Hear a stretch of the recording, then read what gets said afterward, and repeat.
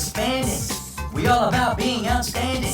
We create content that's magic. All right, so we heard about Ahmed's journey on platform, a year, and look where he is now. So my journey's been a bit different. So I was an early adopter of the platform. So I used to be a recruiter. So there's a few of us in the audience.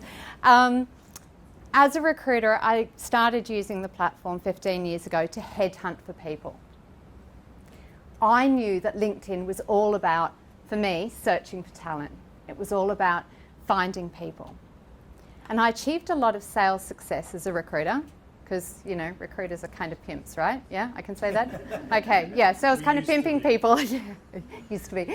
And I achieved a lot of sales success because I realized that LinkedIn is built for search. You can find anybody with any skill anywhere in the world using LinkedIn. And I don't think we think about that enough. I don't think we think enough about how LinkedIn can be used to search for people. So you can slice and dice the information in LinkedIn so easily.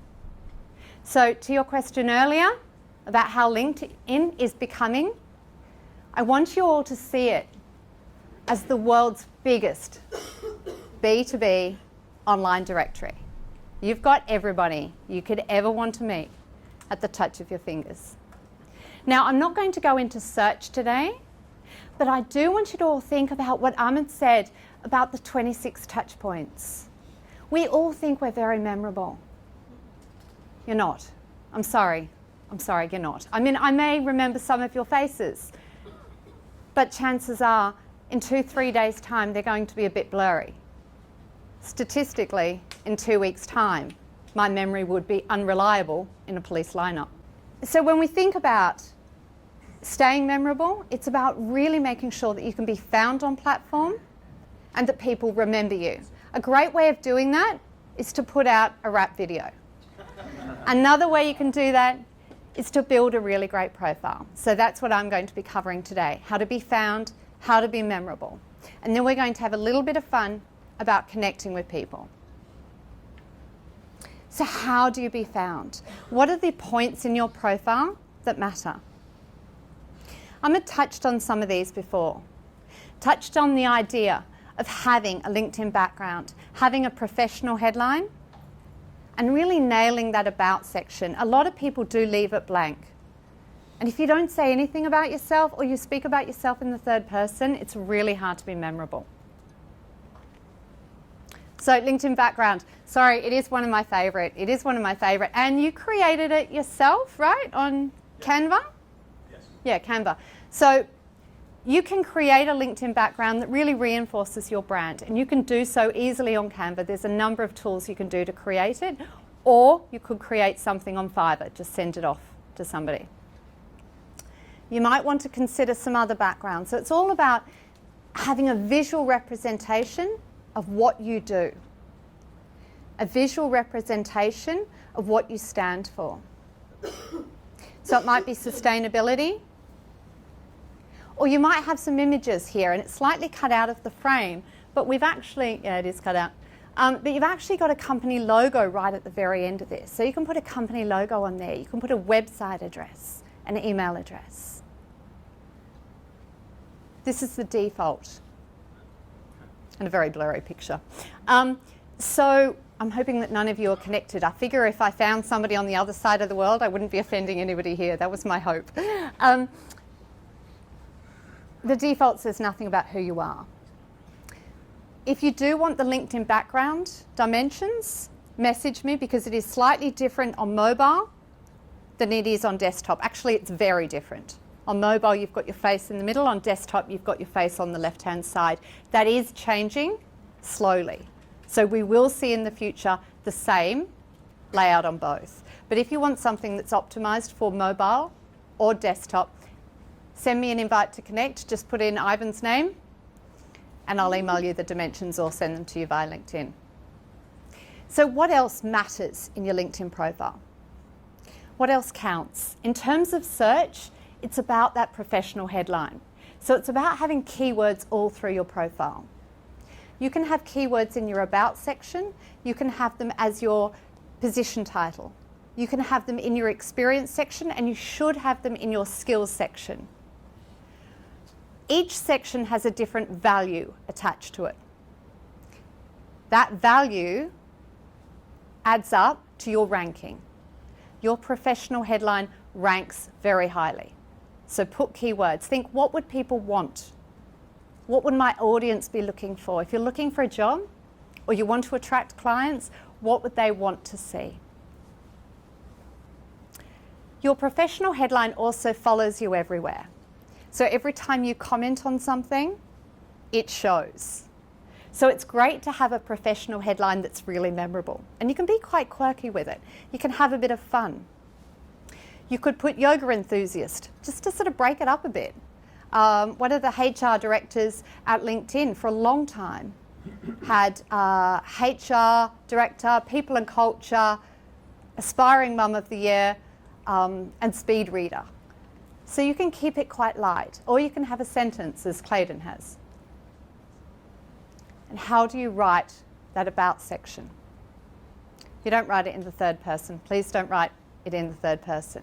Because nowadays, you've got brands talking about themselves as if they are themselves. You've got brands talking about themselves like they're born in Tennessee, raised everywhere. I think that's Jim Beam. So you really need to sound like a person too, by talking like one.